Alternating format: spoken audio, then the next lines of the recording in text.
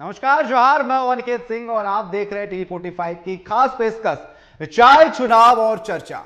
चाय चुनाव और चर्चा में हम लगातार जो है 81 विधानसभा सीटें हैं उनसे जुड़ रहे हैं। वहां पर हमारे संवाददाता है, उनके जो लोग हैं उनसे जुड़ रहे हैं वहां पर और उनसे जान रहे हैं कि आखिर उनके मन में क्या है, इस बार विधानसभा चुनाव को वो कैसे देखते हैं, उनके प्राथमिकता क्या है, किन मुद्दों को लेकर के वो इस बार वोट देने जाएंगे। और आज चाय चुनाव और चर्चा में हम बात करेंगे राजधनवार सीट और सिकाड़ीपारा सीट के बारे में, जहां से हमारे संवाददाता भी हमसे जुड़ेंगे और लोगों से जानेंगे कि आखिर उनके मन में क्या है। तो पहले देखते हैं क्या कह रहा है राजधनवार सीट के बारे में कि वहां का मुकाबला किन किन के बीच होने वाला है। अगर हम राजधनवार सीट की अगर हम बात करें तो यहां पर चौथारवा मुकाबला देखने को मिल रहा है। बाबूलाल मरांडी और बीजेपी की तरफ से है, वहीं राजकुमार यादव सीपीआई-एमएल की तरफ से है। वहीं बात करें अगर हम और भी यहां पर, तो अगर हम जेएमएम की तरफ से निजामुद्दीन अंसारी भी है। यहां पर जेएमएम और सीपीआई-एमएल जो है फ्रेंडली चुनाव इस बार लड़ रही है।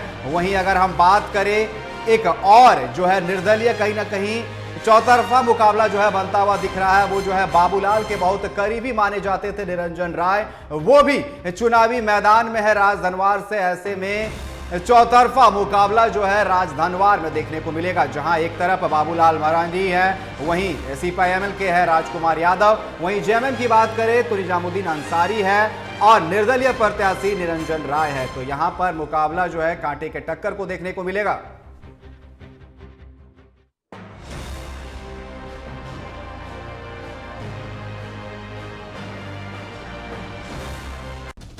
तो बात करते हैं वोटरों की संख्या के बारे में कि राजधनवार में जो वोटरों की संख्या है वो क्या कुछ है। महिलाओं की अगर बात करें तो 1,79,856 है, पुरुष 1,90,000 के करीबन है। वहीं अगर हम बात करें महिला और पुरुष की बात करें तो 1,90,639 है, थर्ड जेंडर 1 है। वहीं कुल 3,70,226 जो है मतदाता है राजधनवार विधानसभा क्षेत्र में।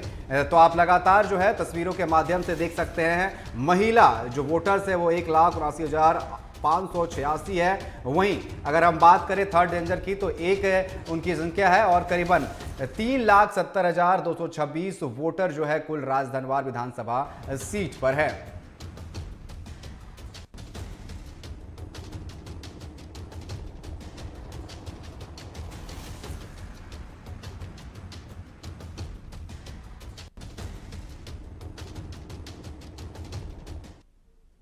तो राजधनवार हॉट सीट बना हुआ है क्योंकि यहां पर चौतरफा जो है मुकाबला देखने को मिल रहा है। एक तरफ जेएमएम के निजामुद्दीन अंसारी है, वहीं बीजेपी से बाबूलाल मरांडी यहां पर है। साथ ही साथ अगर हम बात करें तो माले से भी यहां पर प्रत्याशी है और अगर हम निर्दलीय बात करें तो निरंजन राय भी मैदान पर है। ऐसे में चौतरफा मुकाबला यहां देखने को मिल रहा है। हालांकि जेएमएम और माले यहां पर फ्रेंडली फाइट कर रहा है और हमारे संवाददाता जुड़ चुके हैं राजधनवार से, विकास, उनसे जुड़ेंगे और उनसे बात करेंगे कि आखिर क्या कुछ जो है जनता इस बार सोच रही है और किन मुद्दों को लेकर के वो इस बार जनता जो है वोट देने के लिए जा रही है। कहीं ना कहीं ये जो मुकाबला है काफी कठिन देखने को मिल रहा है इस बार, जिस तरीके से 4 यहां पर प्रत्याशी देखने को मिल रहे हैं। हालांकि जेएमएम और हम माले की बात करें तो फ्रेंडली फाइट है, लेकिन मुकाबला कांटे का टक्कर का देखने को मिल रहा है इस बार।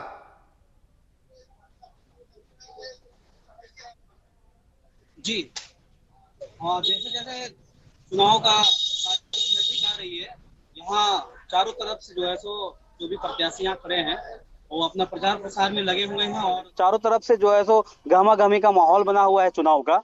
और यहाँ पे मुख्य 4 प्रत्याशी हैं जिनके बीच जो है सो कांटे की टक्कर है।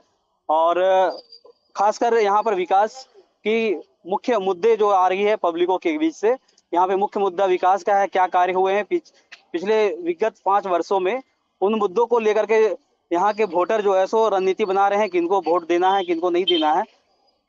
जी जी बिल्कुल, साफ तौर पर। लेकिन लोगों से हम लगातार चाय चुनाव और चर्चा में जुड़ रहे हैं और जान रहे हैं कि आखिर उनके मन में क्या है। चौतरफा मुकाबले की हम जिस तरीके से बात कर रहे हैं, कहीं ना कहीं बाबूलाल मरांडी की अगर हम बात करें तो इस बार उनके लिए राह आसान नहीं हुई। जिस तरीके से निरंजन राय जो है इस बार निर्दलीय मैदान पर है, कहीं ना कहीं बहुत करीबी वो जो है माने जाते थे बाबूलाल मरांडी के, लेकिन इस बार वो चुनावी मैदान में है, कहीं ना कहीं कांटे की टक्कर वो देते नजर आएंगे इस बार बाबूलाल को। जी जी निरंजन राय निर्दलीय प्रत्याशी हैं जो बाबूलाल मरांडी जी का करीबी माने जाते थे, लेकिन निर्दलीय प्रत्याशी के रूप में खड़े होकर के काफी की टक्कर वो बाबूलाल जी को दे रहे हैं, और मुकाबला जो है सो काफी जो है सो चुनौतीपूर्ण हो गया है। यहाँ पे इनके अलावा भी दो प्रत्याशी और हैं जो मुख्य रूप से देखे जा रहे हैं। एक झामुमो से हैं, आपके निजामुद्दीन अंसारी जी हैं, और सीपीआई एमएल से राजकुमार यादव जी हैं। इनको भी कम नहीं आंका जा रहा है क्षेत्र में, और काफी जो है सो गहमा-गहमी का जो है सो माहौल बना हुआ है। लोग आकलन नहीं कर पा रहे हैं कि कौन जो है सो चुनाव जो है सो इस बार निकाल पाएंगे।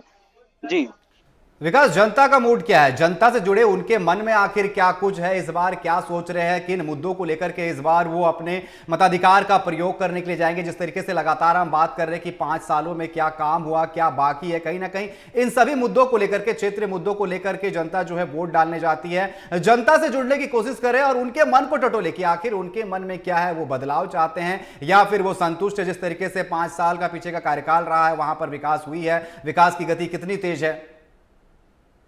कुछ लोग मौजूद हैं, उनसे बात करते हैं कि विगत 5 वर्षों में क्या विकास के कार्य हुए हैं और किन मुद्दों को लेकर इस बार वो अपना मत का प्रयोग करेंगे। क्या नाम हुआ आपका? मेरा गुड्डू कुमार चौधरी। जी, इस बार का चुनाव में आप अपना मत का प्रयोग किन मुद्दों को लेकर कर रहे हैं? वोट देंगे। किन मुद्दों को लेकर वोट दीजिएगा इस बार? आखिर आपके क्षेत्र में क्या कमी रह गया है या क्या विकास के कार्य हुए हैं? जी, ये अभी बोलने में असमर्थ हैं, दूसरे लोगों से संपर्क करते हैं। क्या नाम हुआ आपका? जयदेव पांडे। इस बार विधानसभा के चुनाव होने जा रही है और तारीख काफी नजदीक आ गया है। इस बार किन मुद्दों को लेकर आप अपना मत का प्रयोग करेंगे? यहाँ के विकास के लिए मुद्दे के लिए हम लोग वोट देना चाहते हैं। जो भी विकास करना चाहते हैं उसी के उसी पक्ष में है।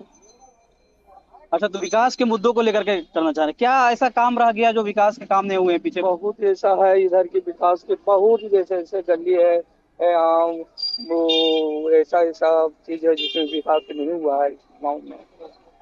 ये विकास के मुद्दों को लेकर के इस बार अपना मत का प्रयोग करेंगे। एक और हैं हमारे बीच।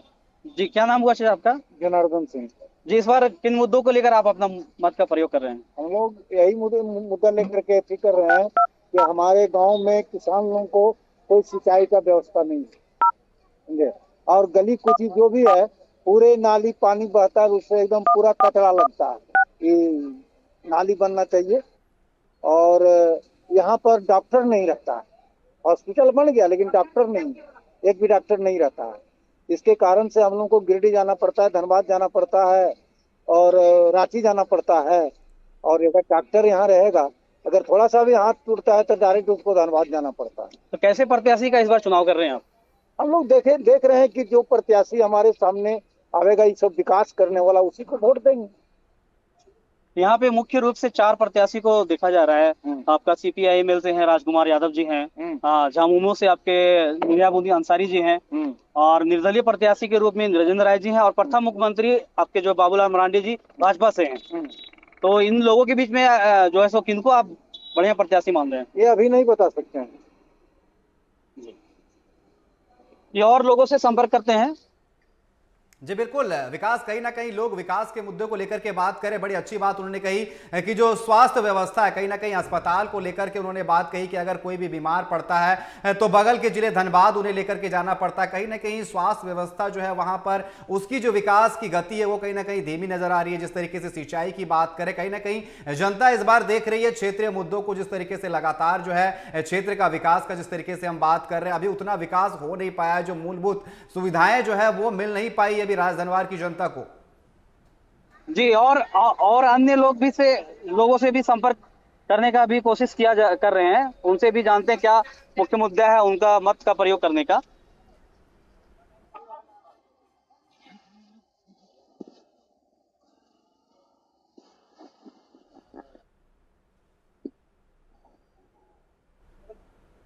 जी, क्या नाम हुआ?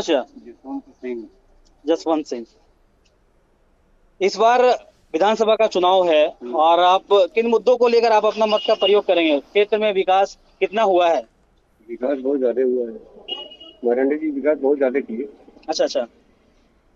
यह कुछ नहीं था, पहले पुल नहीं था, पुलिया था, रोड सब कुछ नहीं। एमसीसी था उसको भागना पड़ा यहाँ उनके चलते। बहुत काम किए इसलिए, और ठीक हमारे मुख्यमंत्री का चेहरा है इसलिए हम लोग वोट उन्हीं को दे रहे हैं। जी, और लोगों से जानते हैं क्या क्या नाम हुआ सर आपका? मेरा नाम बालेश्वर प्रसाद यादव हुआ। अच्छा, इस बार के चुनाव में आप अपना मत का प्रयोग किस आधार पे करेंगे, किन मुद्दों को लेकर के करेंगे? मैं अपना वोटिंग इस मुद्दे को लेकर करूंगा कि आजादी से लेकर आज तक में एक बाबूलाल को छोड़कर कोई भी एमपी एमएलए यहाँ हमारे झारखंड में एक कील तक नहीं गाड़ा, लेकिन बाबूलाल ने रोड पुल पुलिया सब बना दिया, आतंकवादियों को सफाया किया। इस वजह से सारी जनता इसके पक्ष में है, लेकिन घूसखोरी कदम कदम पर पनपा हुआ है। बिना घूस का कोई भी काम यहाँ होता नहीं। क्षेत्र में क्या विकास हुआ है विगत 5 वर्षों में? स्वास्थ्य, रोजगार और आपका शिक्षा के क्षेत्र में? शिक्षा के क्षेत्र में तो विकास अवश्य हुआ है, क्योंकि आज बच्चों को पोशाक है, मध्याह्न भोजन है, जूता है, बैग है, कुछ पैसा भी दिया जाता है, ये सब सारा मुहैया हो रहा है। जी, ये विकास के मुद्दों को लेकर के इस बार अपना मत का प्रयोग करेंगे। और भी हैं, उनसे जानते हैं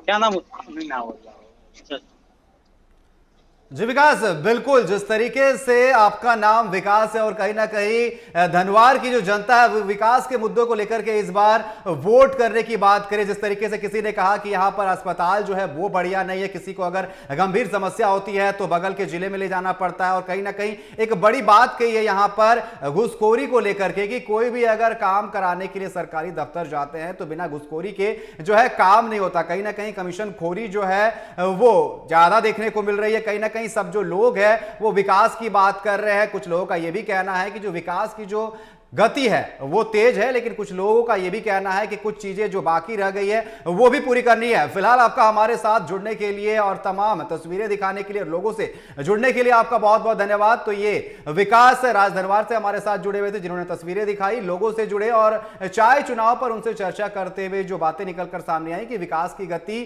थोड़ी धीमी है और तेज होनी चाहिए, और इस बार जो प्राथमिक मुद्दे हैं उनको लेकर के वो अपने मताधिकार का प्रयोग करने जाएंगे। फिलहाल यहां रुकेंगे एक छोटे से ब्रेक के लिए, जल्द होंगे हाजिर।